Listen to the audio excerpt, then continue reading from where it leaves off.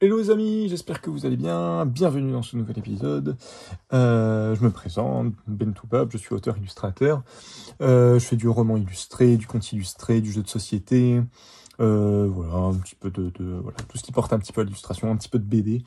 Je travaille principalement en auto-édition et en micro-édition. Auto-édition, qu'est-ce que ça veut dire? Ça veut dire que je me marre parce que je refais le même... si vous me découvrez avec cette vidéo, je fais ça à chaque début de vidéo. Je sais pas si c'est intéressant ou pas, mais j'ai pris le coup de le faire, donc maintenant je le fais.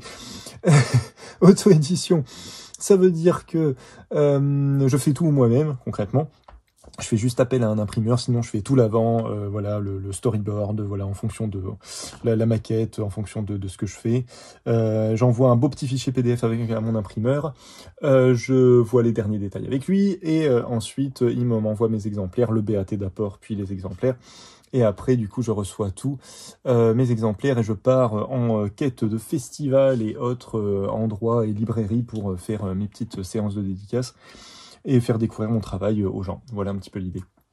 Et voilà, toute la communication sur Internet, la petite boutique sur Etsy, tout ça. Et micro-édition, parce que je fais que des petites quantités de ce que je réalise. Concrètement, pas plus de 150 ou 200 exemplaires au niveau des livres. Voilà, voilà. Si vous avez, voilà, il y a ma petite boutique Etsy, si vous voulez aller jeter un œil, s'il y a des choses qui vous intéressent, n'hésitez pas, ça ne me fera que grand plaisir. Je ne sais plus faire mes phrases. J'étais en festival ce week-end, du coup je suis un petit peu cramé, mais on est là, un peu tard, mais on est là quand même. Qu'est-ce qu'on va faire aujourd'hui, les amis? On va faire un petit bilan d'Inktober. À la base, je pense que ce que j'avais dit dans la première vidéo où j'ai démarré Inktober avec cette petite souris qui est juste ici, j'avais dit que je ferais le dernier avec vous. Et en fait, dans le feu de l'action, j'ai pris un petit peu de retard sur les différents thèmes. Et du coup, je me suis retrouvé au bout d'un moment à faire le dernier et me dire « Ah, flûte, j'avais dit que je ferais le dernier en live. » Mais bon, c'est pas grave. Mais du coup, je vous fais quand même un petit bilan. J'ai un peu hésité. Parce qu'au final, ce que je vais aborder, je l'ai plus ou moins abordé dans la vidéo où je démarrais Inktober. Mais je me dis ça peut être intéressant quand même pour ceux qui découvrent un peu avec cette vidéo, pour voir le résultat final déjà dans un premier temps. Hein, voilà, vous dire un petit peu ce que j'ai fait cette année et machin, et est-ce que j'ai trouvé ça intéressant ou pas. Et puis surtout, encore une fois, vous parlez des outils, c'est à chaque fois le but de cette chaîne, vous présenter un petit peu du matériel, des outils pour dessiner, et un peu ce que j'en pense, et vous montrer ce qu'on peut réaliser avec. Et donc on est parti tout simplement. Donc Inktober cette année, moi j'étais parti sur le fait de réaliser du coup un dessin commun qui regroupe tous les thèmes. J'aurais dû les numéroter pour qu'on s'y retrouve, mais voilà, il y en a pas mal qu'on retrouve un peu facilement.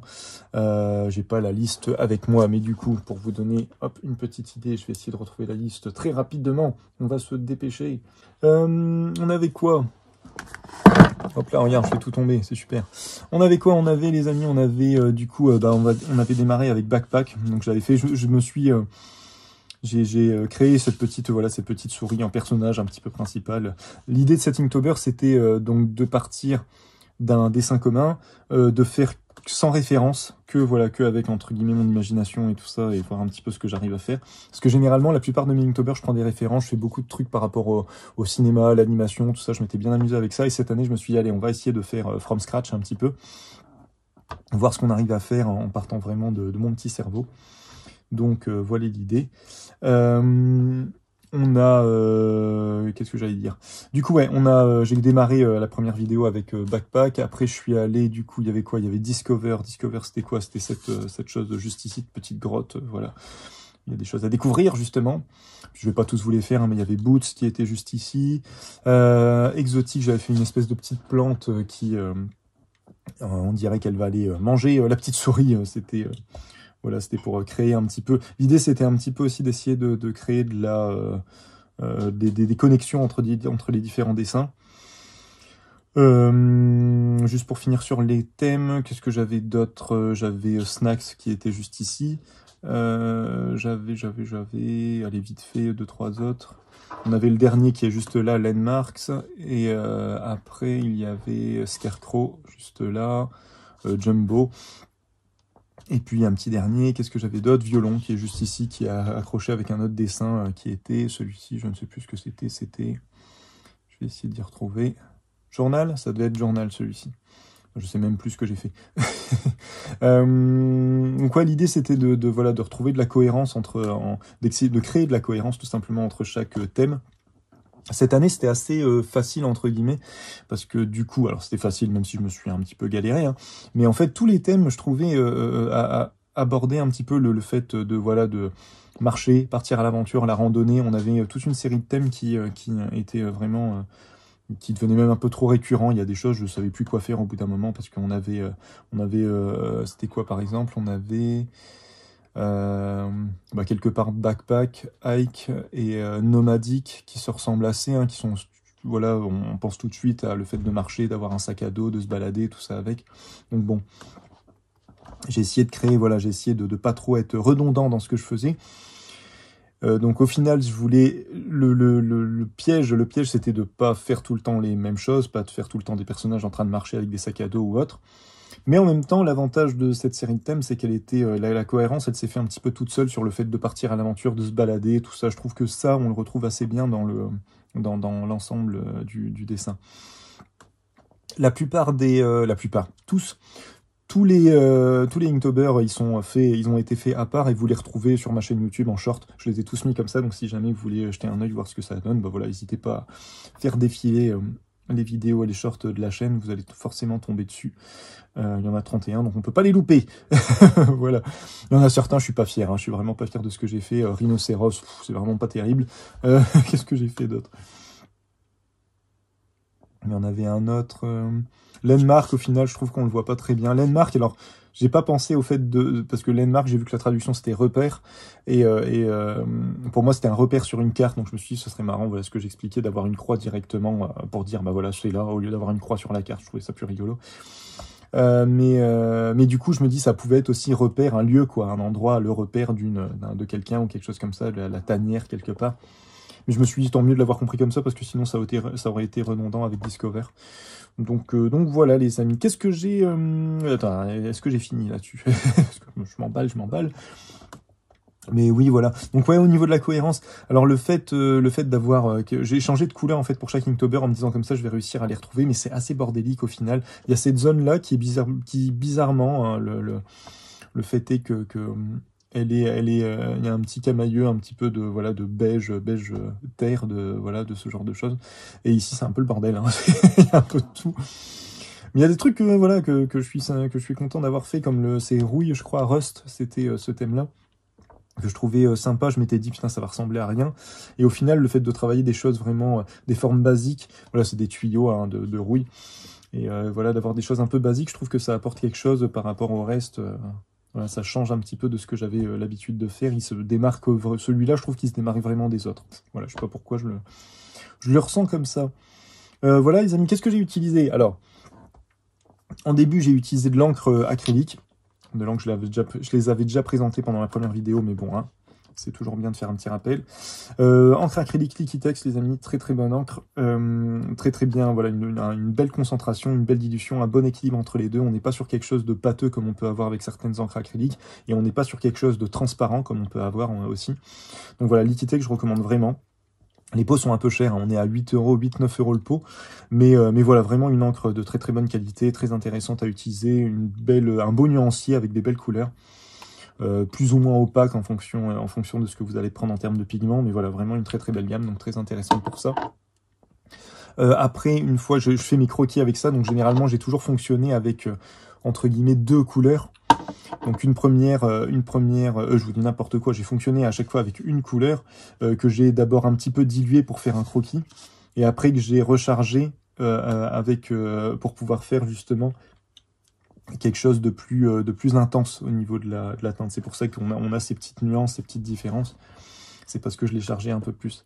Et à chaque fois, voilà, chaque dessin, par contre, je changeais. En fait, l'idée, c'est que je partais... là, je suis parti du jaune, puis j'ai ajouté... en fait, j'ai essayé de faire un espèce de principe d'arc-en-ciel, hein, de toute façon, de cercle, entre guillemets, chromatique. Je sais pas si c'est vraiment ça. Hein. Plutôt arc-en-ciel. On va partir sur l'arc-en-ciel, c'est plus sûr. Et du coup... je suis parti comme ça en dégradé, du orange je suis passé à l'espèce de rouge, du rouge je suis passé à un espèce de violet, du violet je suis passé à un violet plus prononcé, puis après du bleu, puis voilà. J'ai essayé de tourner comme ça. J'ai dû faire deux fois et demi le tour de tout. On le voit, de toute façon, ouais, du jaune, on le retrouve ici. L'espèce de... Il est où? De orange, on le retrouve un peu là. Ouais, donc j'ai fait à peu près 2 fois chaque couleur. Et ouais, j'aimais bien, je trouvais ça intéressant, voilà. Et encore une fois, voilà, le mélange se fait très très bien. Voilà, on n'a pas un résultat un peu bizarre. Encore une fois, avec certaines acryliques, on peut avoir souvent de mauvaise qualité, mais on peut avoir un petit souci. Donc voilà. Encre acrylique pour le croquis. Ceci avec un petit pinceau à calligraphie normalement en poil de chèvre, que j'affectionne personnellement. J'arrête pas de vous en parler du poil de chèvre, mais vraiment c'est un poil que je trouve très très intéressant parce qu'encore une fois, il a les mêmes capacités du petit gris, c'est-à-dire qu'il va retenir, il a un sacré pouvoir de rétention d'eau, même sur un petit format comme ça, on est quand même pas mal. Et en même temps, le poil de chèvre étant un peu plus rigide, un peu plus dru que le poil, que le petit gris, qui est de l'écureuil, si je dis pas de bêtises. C'est de l'écureuil, oui c'est de l'écureuil, hein, je crois, j'ai un doute. Mais bref, en tout cas beaucoup plus dru, et du coup qui va se tenir un peu plus en pointe, qui permet vraiment de travailler en finesse, de faire voilà un premier croquis, et si on a envie de partir sur quelque chose de beaucoup plus chargé et de beaucoup plus épaté, bah il y a aucun problème, on peut y aller. Donc voilà, lui franchement, il a fait une bonne centaine d'illustrations de ce format-là, voire plus, parce que j'ai fait tout Inktober de l'année où j'avais sorti un bouquin, screenshot, et du coup il doit bien y en avoir 200, 300. Parce que j'en ai continué après. En plus, j'ai traîné vraiment sur tout le mois de novembre et décembre. Donc voilà, vraiment, voilà, énormément d'illustrations réalisées avec. Il a quasiment pas bougé, quoi. Il s'est un petit peu abîmé sur le bout, mais honnêtement, vraiment nickel, quoi. Donc je recommande poil de chèvre. En plus, alors poil de chèvre, les amis, l'avantage, c'est que c'est vraiment pas cher. Là, ce type de pinceau, je crois qu'on est à 8 €, 7-8 €. Bon, ce qui est déjà un prix hein, pour un pinceau, bien sûr. Mais sur des grands formats, je crois qu'on monte à 30 €. Là, sur vraiment des trucs assez balèzes au niveau du corps. Hein, j'en ai pas là pour vous montrer. Mais vraiment comme un mouilleur, un petit green mouilleur assez balèze, qui lui va être plutôt dans les 60-70 €. Ben voilà, poil de chèvre, on est à une trentaine, quarantaine d'euros max, pas plus. Ce qui encore une fois est un prix assez conséquent pour un pinceau, mais qui est très intéressant quand on le compare. Voilà un peu, et du coup le temps que tout ça sèche, après j'ai utilisé du coup le stylo plume Indigraph. Alors stylo plume Indigraph, pour ceux qui ne connaissent pas du tout, je fais un petit rappel, c'est vraiment un putain de stylo plume, excusez-moi d'être vulgaire, mais franchement, société espagnole qui fait ça, qui avait lancé ça sur Kickstarter ou Indiegogo, je sais plus, bref, qui a fait un financement participatif pour ce beau stylo que vous avez ici. C'est un stylo plume, hein. Hop, c'est un stylo plume que vous avez juste ici. Et en fait, vous avez du coup... Alors, on est sur une centaine d'euros le stylo plume, hein, attention, hein, donc c'est quand même assez cher. Mais vous avez du coup livré avec une cartouche à piston et vous pouvez mettre quasiment n'importe quel type d'encre dedans. Vous pouvez mettre de l'encre standard pour stylo plume, mais vous pouvez aussi mettre de l'encre acrylique. Là, ce que j'ai mis dedans, c'est de l'encre justement acrylique, celle-ci exactement, de chez Liquitex. Qui est quand même, voilà, encre acrylique, qui dit encre acrylique, dit encre à pigment, dit encre assez épaisse, dit surtout encre qui peut sécher. Et là, vous allez me dire, mais comment c'est possible? Pourquoi ça ne sèche pas, les amis? Je fais très bien mon truc de téléachat.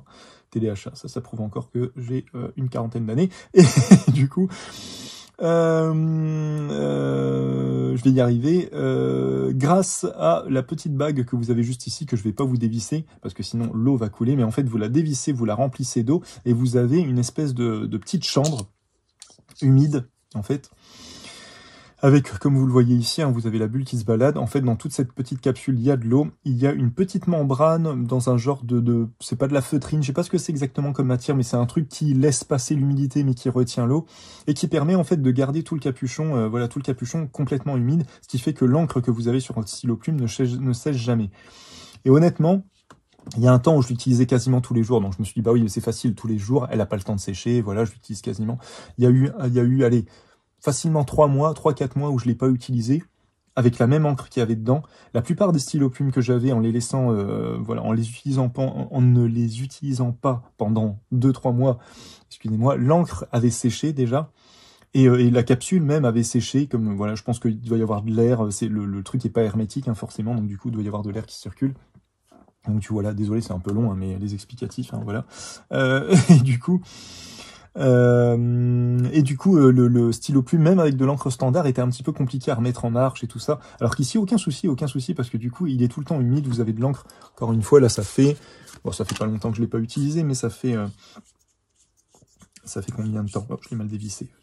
Le seul souci que j'ai avec ce stylo plume, c'est que des fois, quand on le dévisse comme ça, voilà, des fois vous avez la partie basse qui se dévisse avant la partie haute. Donc je pense pas que ce soit un défaut. En fait, j'ai pris le coup de tenir la petite bague que vous avez juste ici. Et voilà, si vous tenez la petite bague, vous êtes sûr de dévisser le capuchon et pas dévisser le bas. Alors voilà, ça tient aussi peut-être au fait que je dévisse du bas et pas du haut. Il y a peut-être ça qui joue aussi. Mais du coup, là, voilà, ça va faire une petite... ça fait combien Inktober que c'est fini là? On est le 4, donc ouais, bah ça fait voilà 4 jours, un peu moins de 4 jours. Vous voyez, hop, ça redémarre tout de suite. Il n'y a même pas de temps de... Il n'y a même pas de moment où flûte, où l'encre, elle va mettre du temps à arriver, tout ça. Non, non, on tout redémarre tout de suite d'un coup, c'est assez impressionnant. Ce que je fais de temps en temps quand je sens que... Là, en fait, c'est la plume la plus fine que j'ai de chez Indigraph. Donc on est vraiment sur du trait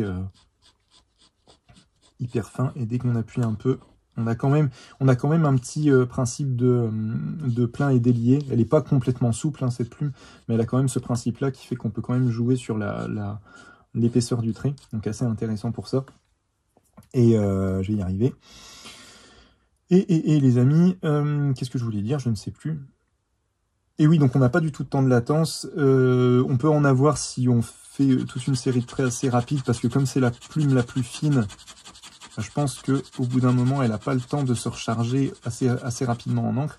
Et donc oui, c'est ça que je disais. Quand je sens qu'elle se galère un petit peu, que c'est un peu compliqué, je force un peu le piston. Le piston de la cartouche, en fait, je le tourne. Pour ceux qui ne connaissent pas, hein, le principe d'une cartouche à piston, c'est que vous avez un principe là de piston qui vient, vous le tournez, si je dis pas de bêtises, dans l'autre sens, du coup, pour hop, récupérer l'encre, vous la trempez dans l'encre, vous tournez dans ce sens-là pour récupérer de l'encre pour remplir la cartouche. Et après, du coup, normalement, vous la mettez, et puis c'est tout. Moi, de temps en temps, ce que je fais, c'est que du coup, hop, je sais pas si on va bien le voir, j'essaierai de zoomer en post-prod, mais du coup, je pousse un peu le piston pour que l'encre, voilà, pour que je vois l'encre qui commence à arriver sur la plume. Et là, voilà, là, je suis sûr que mon stylo plume, il est bien imbibé. Je le fais pas souvent, hein, ça, hein, mais de temps en temps, quand j'ai besoin d'avoir un bon débit d'encre, voilà, je fais ça.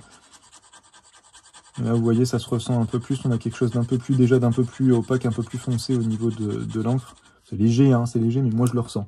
Et du coup, voilà, donc, excellent stylo plume, une centaine d'euros quand même, hein, donc attention, mais encore une fois, c'est un stylo plume que vous allez pouvoir garder pendant très longtemps.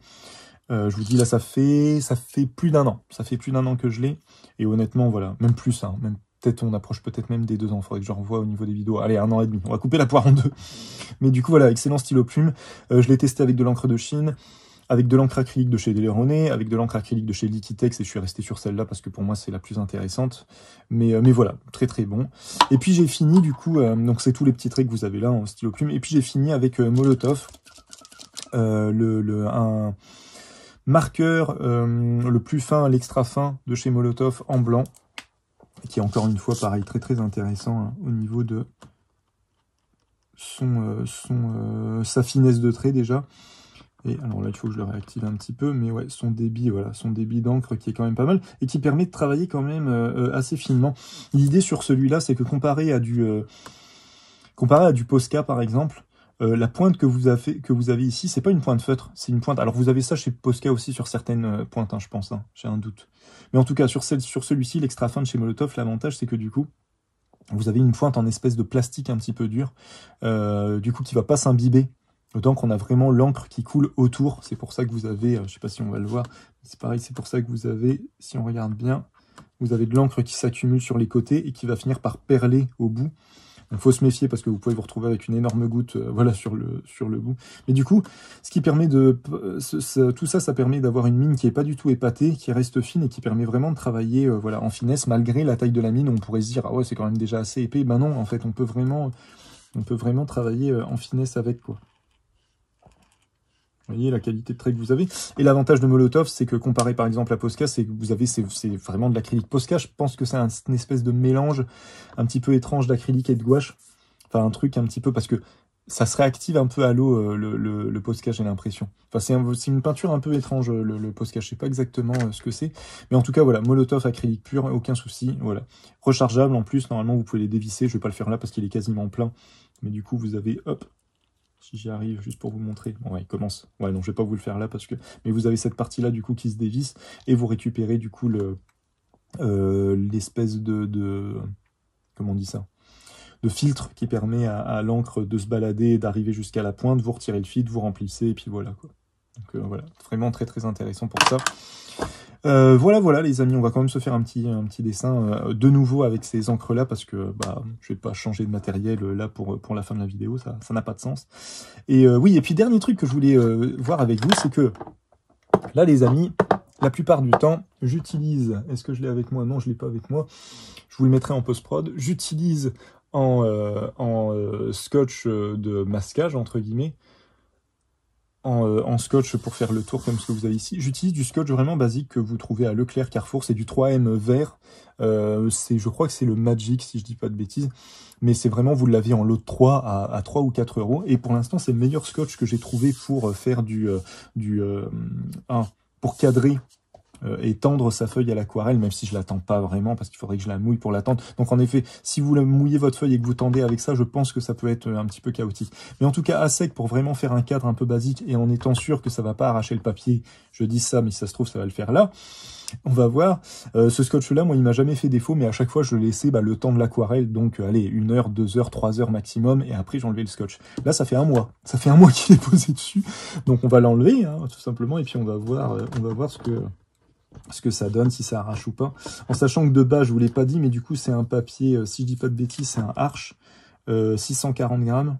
C'est soit un Arches, soit un Magnani. On est minimum sur du 300, maximum sur du 600 grammes. Je vais vous dire ça de suite. Vous voyez, là, ça n'arrache pas du tout. Alors après, encore une fois, je l'ai pas blindé d'eau, hein, bien sûr. Mais j'ai déjà fait, des aquarelles vraiment remplies d'eau avec ce scotch-là.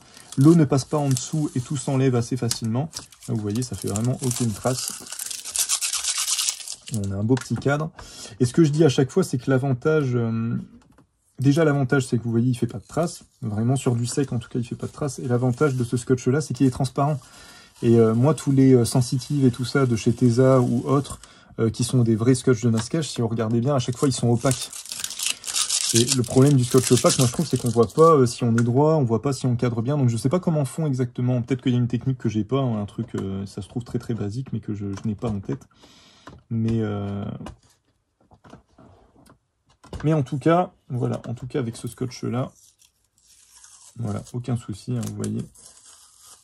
Ça s'enlève vraiment, alors j'y vais pas comme un bourrin non plus, hein, mais en y allant, voilà, normalement, ça s'enlève facilement, sans laisser de traces. J'avais fait un test un peu plus approfondi avec ce scotch-là sur plusieurs types de papiers différents, et c'est vrai que pour le coup, les papiers vraiment fins, genre 90 grammes et tout ça, ils ont tendance à s'arracher aussi. Mais bon, c'est pas le type de papier qu'on utilise pour de l'aquarelle, donc en soi, c'était pas bien gênant. Et voilà, écoutez, après un mois, du coup, hein, ce scotch basique à 3 euros les 3 bobines fonctionne encore très bien. Et oui, on est sur du 640. Hein. On est sur du Arches...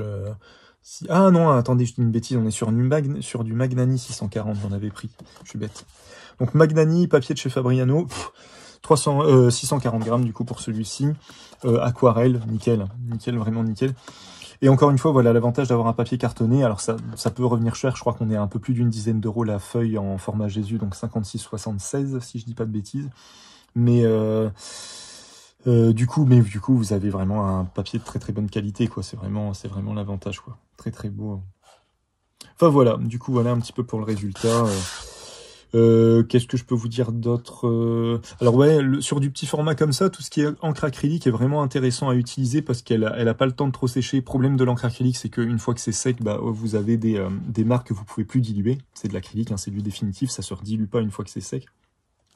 Donc si on le travaille un peu comme de l'aquarelle, il faudrait que j'essaye vraiment de mouiller le papier un peu comme de l'aquarelle et de faire un test pour voir si c'est intéressant ou pas. Quand on travaille à sec en tout cas, si vous remplissez des grosses zones avec de l'encre acrylique, il faut vraiment vous grouiller parce que ça fait vite, je l'ai déjà montré dans d'autres tests, hein, mais ça fait quand même très très vite des marques. Les taches sont très très vite marquées. Donc voilà, il faut vraiment se méfier de ça. Mais du coup, alors en contraste un petit peu de ça, ce que vous gagnez, c'est des couleurs qui sont nettement plus péchues comparées à de l'aquarelle un peu plus basique. Et surtout, voilà, ça vous pouvez l'exposer, il n'y aura pas de détérioration avec le soleil, l'UV et tout ça. C'est de l'acrylique, c'est des polymères plastiques. Une fois que c'est posé, ça ne bouge plus. ça peut à mon avis vieillir un petit peu, mais en tout cas l'aquarelle ou la gouache qui sont des pigments moins plus naturels déjà. Enfin les pigments sont naturels, je suis bête. Mais en tout cas le liant est un liant naturel. La gomme arabique, hein, la plupart du temps. Si vous ne mettez pas un truc anti-UV, il peut y avoir des petites détériorations pardon, au bout de pas mal d'années. Hein. Bien sûr, ça va pas jouer sur 2-3 ans, mais quand même, faut le savoir.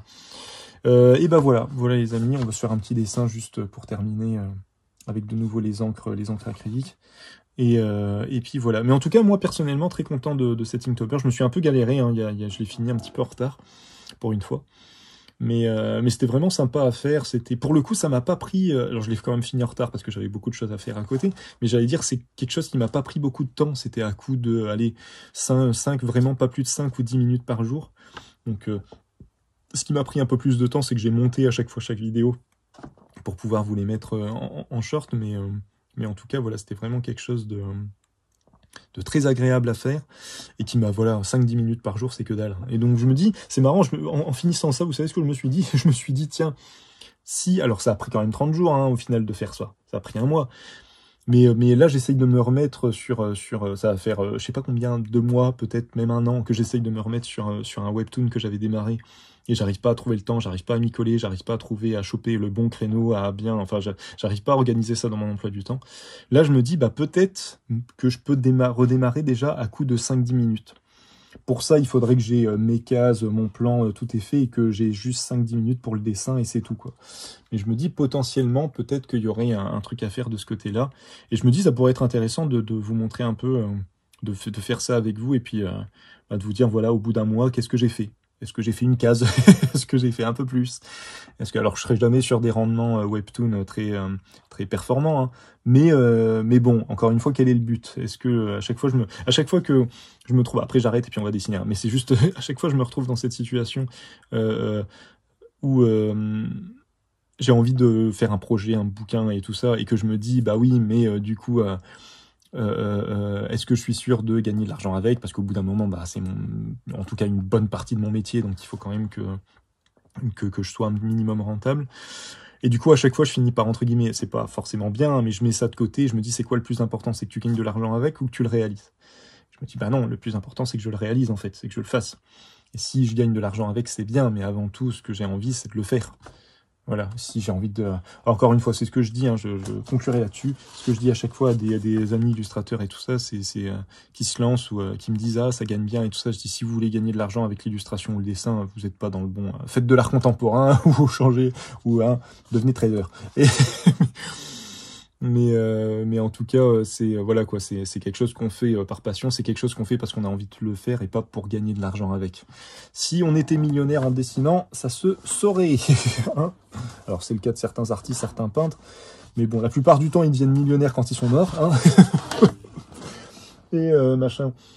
Et c'est le cas d'artistes qui font de l'art contemporain, qui répondent parfois plus à une demande de marché qu'à vraiment une vraie envie de faire les choses, quoi. Enfin, je sais pas. Bref, il faudrait qu'on discute un peu plus longuement de ça. Je vais mettre ça de côté, et puis on va se faire un petit dessin. Hop, je vais remettre tout ça. Ça s'est cassé la nénette. Hop.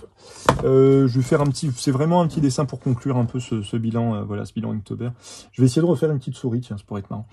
Et pour conclure. Et du coup, je vais le faire sur ce petit carnet aquarelle qui est donc un carnet de chez Rougier et Play, papier aquarelle premium, 100% coton, 300 grammes, sur lequel j'avais fait pas mal d'essais, qui est pas... le grain est assez prononcé, donc je suis pas hyper fan du grain trop chargé comme ça, mais qui a un rendu qui est somme toute, voilà, assez intéressant. Vous voyez, justement, regardez, un comparatif quand même, avec de l'aquarelle basique, qui est déjà très bien. Alors, l'aquarelle basique, en plus, c'est pas bien ce que je dis, c'est de l'aquarelle de chez Aqua Auracolor que j'ai utilisé, donc ce sont des aquarelles fait main, traditionnelles, et les aquarelles fait main, j'ai remarqué, fabrication artisanale, pardon, j'ai remarqué qu'elles étaient quand même beaucoup plus pigmentées que les aquarelles industrielles. Ça dépend desquelles, hein, bien sûr. Hein. Si vous prenez les extra fines de chez Sennelier, on est sur autre chose. Mais on est quasiment en fait sur la même intensité. Vous voyez la différence quand même entre de l'encre acrylique et de l'aquarelle. On est sur quelque chose de beaucoup plus péchu à droite qu'à gauche, quoi. Mais ça, voilà, les deux ont leur charme. Il n'y a pas de meilleur ou quoi que ce soit. C'est juste pour vous montrer un petit peu dans l'idée. Voilà. Je vais vous faire un petit comparatif là-dessus. Allons-y. Alors, hop. parce que je parle, ça fait une demi-heure que je parle, désolé, hein. Mais bon. On va partir, est-ce qu'on part... Tiens, on va essayer de partir sur une seule couleur, et je vais prendre ce... Tiens, je vais prendre ce bleu que je vais essayer de foncer, que je vais essayer d'utiliser pur vers la fin, en dernière couche. Je vais faire que 2 couches, hein, on va rien. Hop, on va faire voilà, une couche avec une petite goutte vraiment très fine, très légère pour faire un croquis. Alors là, encore une fois, hein, pour ceux qui me découvrent, moi, ma technique, c'est ceux qui me suivent, voilà, j'en parle à peu près dans chaque vidéo, mais moi, ma technique, c'est un peu ça. C'est, je fais pas de croquis au crayon ou quoi que ce soit. J'aime bien faire des croquis au pinceau. J'aime bien démarrer directement au pinceau. J'ai pas assez dilué. Hop, j'aurais dû mettre plus d'eau. C'est pas bien grave. Ça va le faire comme ça. J'aime bien, ouais, j'aime bien faire mes croquis avec, en tout cas, avec un outil plus ou moins définitif. Généralement, je prends quand même une couleur claire, hein. J'y vais des fois au noir directement, mais la plupart du temps, je prends une couleur claire pour faire mon premier croquis. Et ce que j'aime bien avec cette méthode-là, c'est qu'on va faire des erreurs, hein, forcément. On va forcément faire des erreurs, mais il faut jouer avec ces erreurs pour construire après son illustration finale, son dessin final, quoi. C'est ce que j'aime bien. Avec cette méthode, qu'est-ce que je fais? Je vais pas repartir sur la souris classique.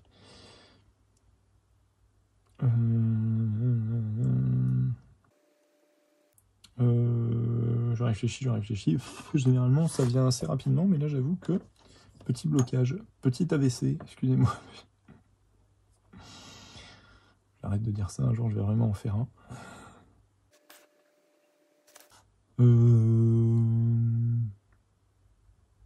Tiens, on va essayer de faire un petit truc. Je me lance, on va voir si j'y arrive.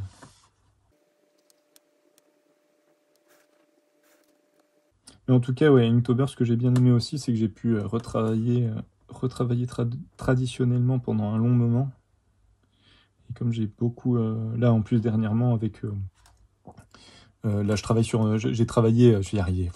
J'ai du mal à construire mes phrases, c'est une catastrophe. Là, j'ai travaillé sur deux Ulule dernièrement. Et du coup, j'ai travaillé quasiment qu'en numérique. Je vais y arriver, mon Dieu. Sur un recueil de poésie qui a bien fonctionné sur Ulule, je suis super content. C'est cool pour l'auteur et cool pour moi. Et sur une suite d'un roman illustré qui arrive pareil au 100% tranquillement, donc nickel aussi.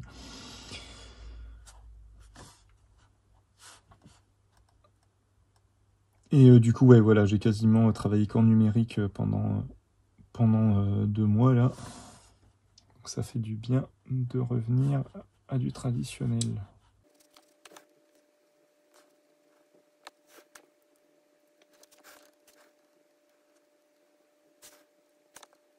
Oui, c'est ce que je vous disais avec le poil de chèvre, à chaque fois je reviens dessus. Mais on peut vraiment travailler en finesse et faire du remplissage. Et je sais pas, je le trouve vraiment je trouve qu'il est plus équilibré et qu'il se tient mieux que le petit gris. Après, il est plus rêche par contre, on sent que ça accroche un petit peu le papier, donc faut aimer la sensation, moi ça me gêne pas. Mais voilà quoi, si vous adhérez pas au truc. Vous voyez, à peine, là je l'ai. À peine on finit son trait à l'encre acrylique que ça marque assez facilement, hein, donc faut vraiment pas traîner. Si on veut avoir une zone à peu près homogène, il faut vraiment se grouiller parce qu'on a très vite des auréoles qui se font. Donc voilà. On a des belles couleurs hein, par contre. Hein. Beau bleu, bien. Très intéressant. Hop, tiens, ce serait marrant de lui faire... essayer de lui faire les mains dans les poches, tiens. Ce que j'aime bien aussi avec le fait de faire son croquis au pinceau, c'est que justement on peut travailler à la fois du trait et du remplissage. C'est ce que j'apprécie pas mal. On peut vraiment faire les deux en même temps. Et moi, comme j'ai tendance à faire, à pas, vous voyez comment je pars, hein, je structure sans forcément structurer. En vrai, si je voulais faire les choses de manière un peu académique, il faudrait que je fasse des ronds dans un premier temps, pour déjà bien placer, parce que là, en effet, je l'ai pas super bien placé. Donc ça, je dis pas que, attention, je dis pas que ma méthode est la méthode ultime pour dessiner, pas du tout. Hein. On est très très loin, très très loin de là. Mais je l'aime bien parce elle est un peu intuitive, quoi. Elle est un peu. Puis ce que j'aime bien, c'est qu'on est tout de suite. Tiens, je vais lui faire un gros bidon. Et on est tout de suite sur. On est vite sûr du résultat. Ça, j'aime bien pour ça. On est vite sur du résultat. J'aimerais bien lui faire une. Je sais pas si je vais pouvoir lui faire hop, une petite salopette. Tiens, ce serait marrant. Et ce que j'aime bien avec cette méthode-là aussi, c'est que vous voyez, là, voilà, j'ai fait une première structure, et après, je peux très facilement revenir dessus pour la retravailler autrement. Ou, par exemple, il faut que je fasse gaffe avec la poche, que sa poche, elle soit pas au niveau, au niveau du ventre, hein, au niveau au niveau des côtes, sinon il y a un petit souci. Quoique ça peut être une poche de gilet, en vrai, j'aurais pu. Hein. Ça peut être comme une poche de gilet, un petit peu. Ça aurait pu fonctionner comme ça.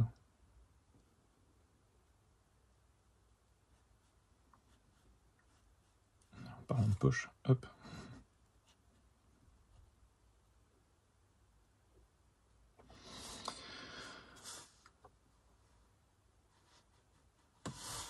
Faut pas que je traîne non plus. Hein. Allez, on va essayer de se dépêcher.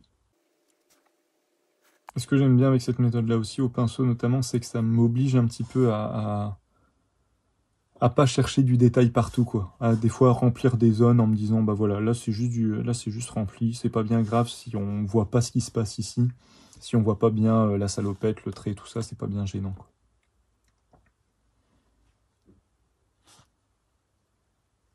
Bon, là, je me suis rendu compte par contre que je merdouillais au niveau des pattes, donc là il faut que je fasse gaffe. Parce que là, c'est. Ou alors on peut faire un lapin genre humain, quoi. Alors, allez, on va essayer. Voilà, on va se servir du pantalon pour. Hop. Juste.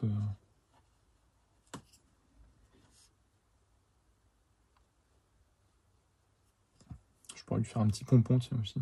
Hop. C'est un lapin ou c'est pas un lapin? Un lapin sans pompon, c'est pas un lapin. N'importe quoi.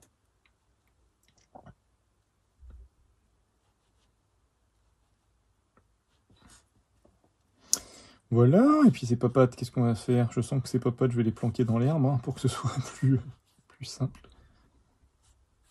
Je sais pas pourquoi Ouais, je sais pas ce que j'essaye de faire en fait avec les pattes, je me galère sur.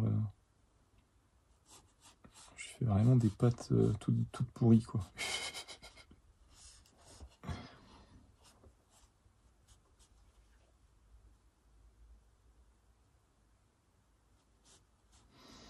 C'est aussi pour montrer que même si ça ressemble à rien, on peut quand même en tirer quelque chose.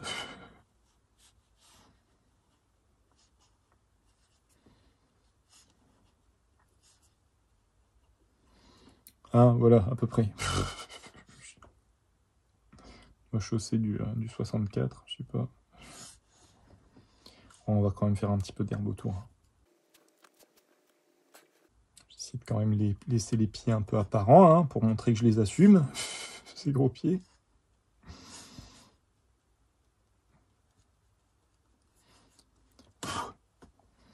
Je me suis rendu compte de ça aussi, dans le sens que le fait de dessiner, c'est quelque chose de psychologique aussi. C'est essayer comment on dit ça, de garder, quand vous dessinez, de dire j'assume chaque trait. Essayez de garder ça en tête. Ça change un peu la donne, je trouve. Ça change un peu le truc parce que du coup, on n'est plus dans un truc un peu hésitant où on dit bah oui, bah c'est pas grave, il y aura une erreur, c'est pas bien grave. J'assume cette erreur et puis ça fait partie. Et du coup, on est dans une optique un peu différente, quoi. Donc là, par exemple, je vois que les pieds ils sont pas beaux, quoi. Et du coup, j'essaye. Alors, je les ai quand même bien cachés, hein, mais j'essaye quand même de les aménager pour qu'on voit garder quand même les pieds, parce qu'en vrai, je pourrais faire de l'herbe un peu partout et puis terminer, quoi. On n'en parle plus. Mais garder les pieds Garder les pieds sur terre. Voilà, je sais pas pourquoi. Non, garder les pieds visibles et dire, bah voilà, je les assume, même s'ils sont... Il faut pas oublier à chaque fois, c'est ce que je me dis, moi je suis un petit peu trop pressé aussi dans ma façon de faire, il faut pas oublier que c'est la première couche et donc on peut revenir dessus, quoi. Vous voyez ce que je vous disais là avec l'encre acrylique, donc là elle a eu le temps de sécher, donc forcément on va avoir cette petite tache qui va rester, quoi.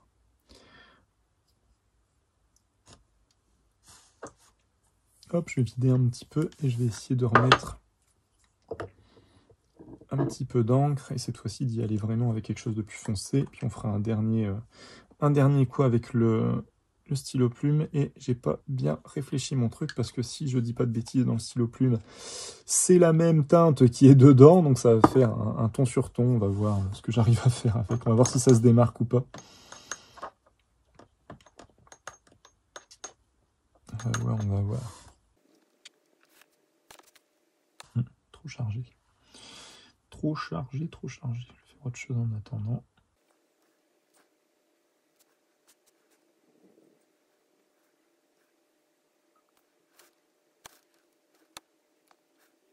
Et bien sûr, surtout à l'encre acrylique, hein, ne laissez jamais votre pinceau sécher à côté, parce que sinon, pareil, c'est mort. Vous ne pourrez plus le récupérer.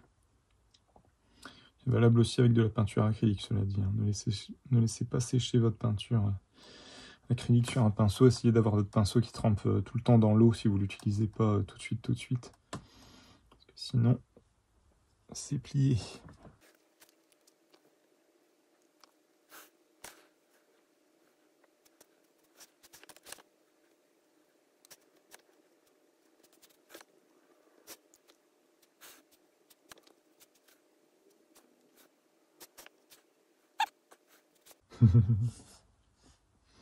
Une vieille tête. On dirait qu'il va taxer une clope à quelqu'un. Et t'as pas une malbiche?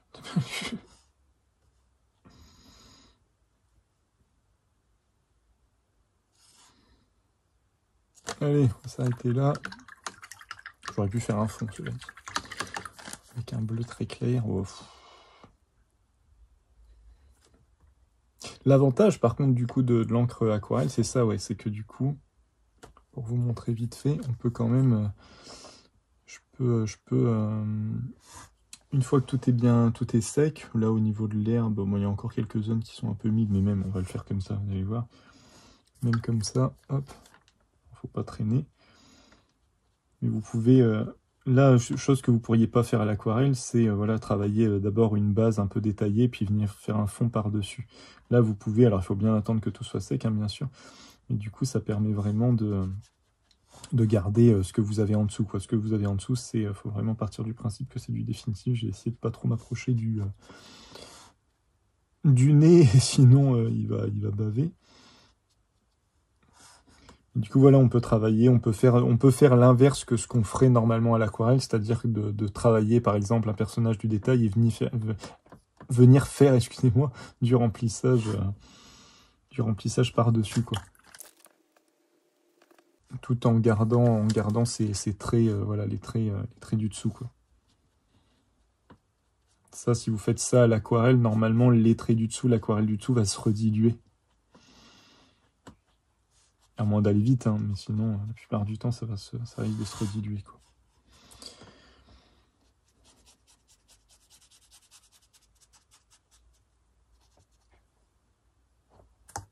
Bon, c'est un petit peu mieux avec du fond, ça habille un peu plus.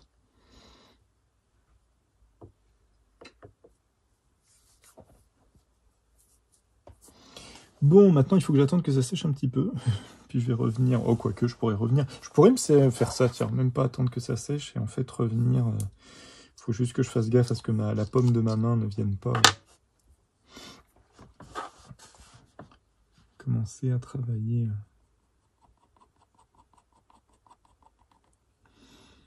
Hop, des petites ombres comme ça peut être intéressant, ça peut amener un peu de détail.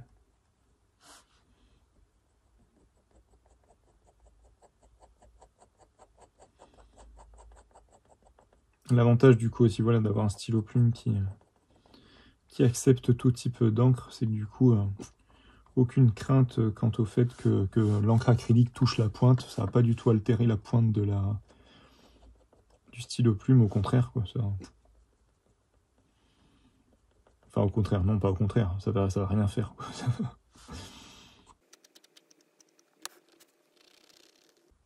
Sur un papier qui est un petit peu grainé comme celui-ci, il y a des rendus, des effets de texture qui sont intéressants, je trouve.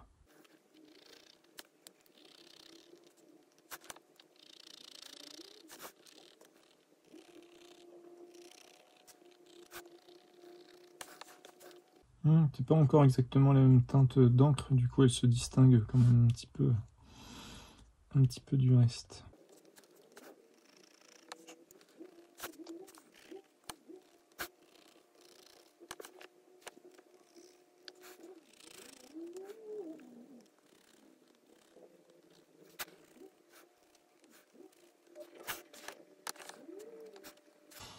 Bon, on arrive tout doucement à la fin, sauf que c'est pas encore sec, du coup.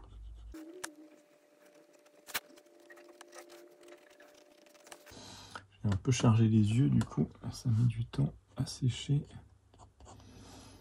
D'autant plus sur du coton. Chercher un peu. Chercher le problème.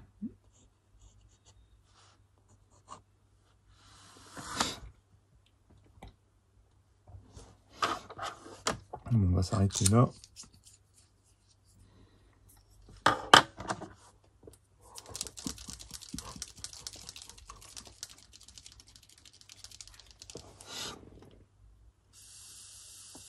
Ah, il y a un œil qui est encore bien humide là. Tu vas sécher, nom de Dieu.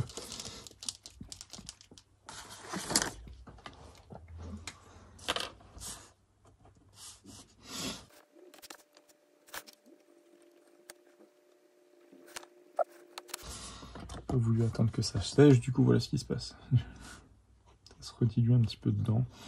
C'est pas bien grave.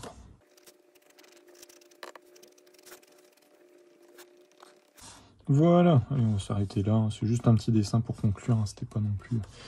Le but, c'est de pas faire un truc de foufou, hein, non plus. On va s'arrêter là, ça ira très bien. Je referai un petit point sur les yeux après, hein. Je pense que ça, vous n'avez pas besoin d'attendre la fin de la vidéo pour comprendre le truc. Et ben voilà les amis, bah écoutez, qu'est-ce que je peux vous dire? Bah ouais, donc voilà, très content du Inktober. Je me suis un peu galéré, mais je suis content d'être allé au bout. Et puis ouais, encore une fois, voilà, c'était pour revenir un petit peu sur ce matériel-là qui est vraiment un sacré, voilà, que ce soit l'encre, les Molotov ou le stylo plume Minigraph, franchement, vous pouvez y aller les yeux fermés. Ça fonctionne quand même très très bien. Voilà, voilà. Bah écoutez, j'espère que ça vous a plu, j'espère que cette petite vidéo vous a plu. Si jamais vous avez des questions, des commentaires, quoi que ce soit, voilà, n'hésitez pas, hein. J'essaierai d'y répondre et j'essaierai d'apporter mon avis, hein, autant que faire se peut, ce qui ne veut rien dire, mais c'est pas grave. Et puis tiens, ça fait longtemps, d'autant plus que la dernière vidéo, vous l'avez pas encore trouvé, mais il y a une vidéo en fait où vous pouvez gagner quelque chose si vous retrouvez le mot qui est caché dans la vidéo. Je ne vous dis pas laquelle, hein, du coup, il faudra retrouver... À chaque fois, je le dis à la fin. Il faut regarder les fins de vidéo, et s'il y a quelque chose à gagner dans la vidéo, je le dis. Et ben là, on va faire la même chose, les amis. C'est que du coup, il y aura un mot. Il y a un mot qui va popper dans la vidéo. Écrit, hein, tout simplement. Il y a un mot qui va arriver. Si vous me redonnez ce mot en commentaire, le premier qui me donne ce mot en commentaire gagne un petit cadeau. Voilà, je ne dirai pas plus. Voilà, bah, écoutez, sur ces bonnes paroles... je vous souhaite une bonne journée, une bonne matinée, une bonne après-midi, une bonne soirée en fonction de l'heure à laquelle vous regarderez cette vidéo. Et je vous dis à l'épisode suivant. Prenez soin de vous, à la prochaine. Salut, salut.